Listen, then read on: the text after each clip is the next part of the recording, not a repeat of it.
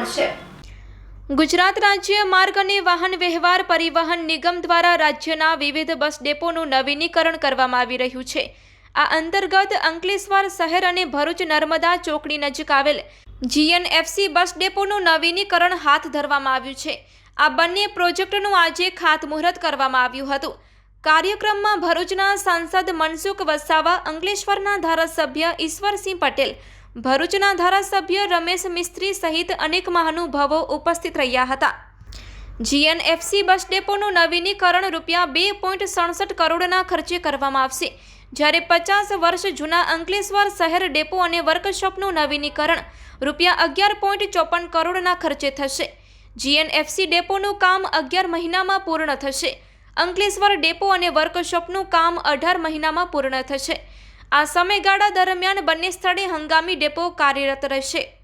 નવીનીકરણ બાદ બંને બસ ડેપોમાં મુસાફરોને એરપોર્ટ જેવી 25 આધુનિક સુવિધાઓ પ્રાપ્ત થશે।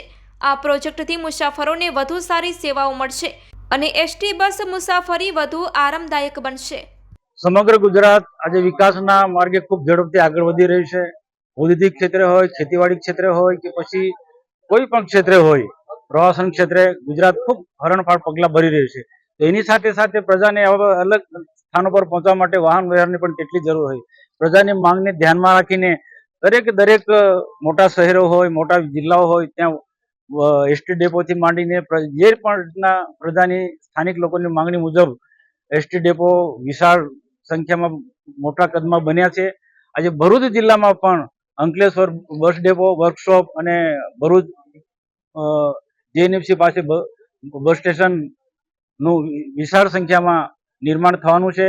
આજે એનો ખાતમુહૂર્તનો કાર્યક્રમ રાખવામાં આવ્યો હતો। 11 કરોડ જેટલી માતબર રકમના ખર્ચે આ નવનિર્માણ બિલ્ડિંગો બનવાના છે।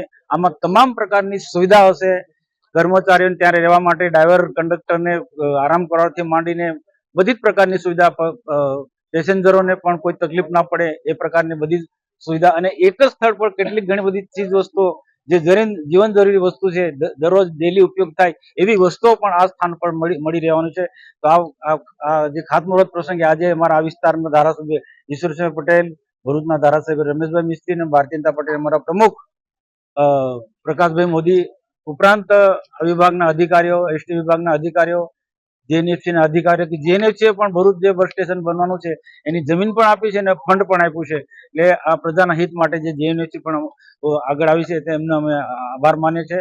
અને ખૂબ સારી સંખ્યામાં આ વિસ્તારના આગેવાનોની ઉપસ્થિતિમાં આજે ખાતમુહૂર્ત થયું છે। આવનારા દિવસોમાં પ્રજાની સુખાકારી માટે સરકાર બિલકુલ કટિબદ્ધ છે અને સરકારની સાથે અમે પણ પ્રજાની સુખાકારી સાથે જોડાયેલા છીએ।